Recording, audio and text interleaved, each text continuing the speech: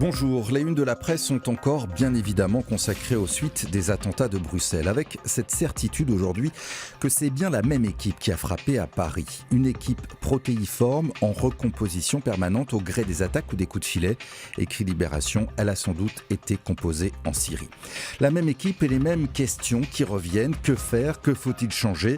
Des interrogations qui portent d'abord aujourd'hui sur l'efficacité des services de police européens.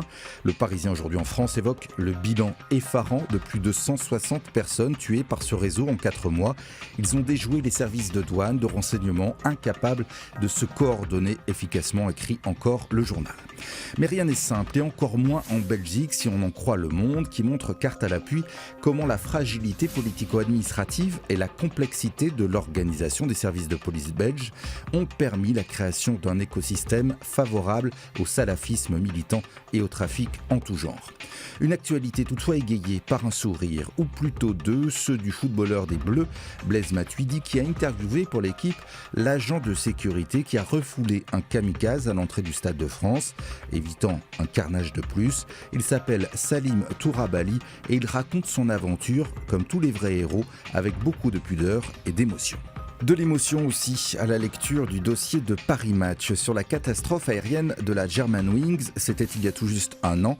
L'hebdomadaire est allé à la rencontre des familles des victimes qui ne comprennent toujours pas comment la compagnie aérienne a pu laisser les commandes à un malade dont la psychose menaçante avait été identifiée et qui a volontairement craché son A320 dans le massif des Trois-Évêchés.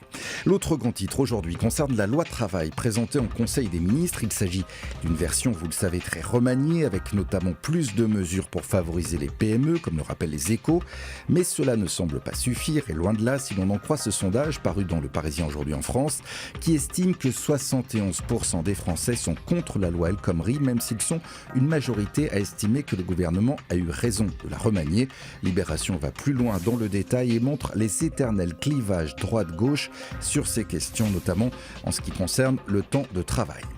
Prenons un peu de hauteur pour finir dans le Figaro avec le travail de l'astrophotographe chinois Dai Jianeng. Cet ingénieur automobile est aujourd'hui reconnu dans le monde entier pour la qualité de ses observations du ciel.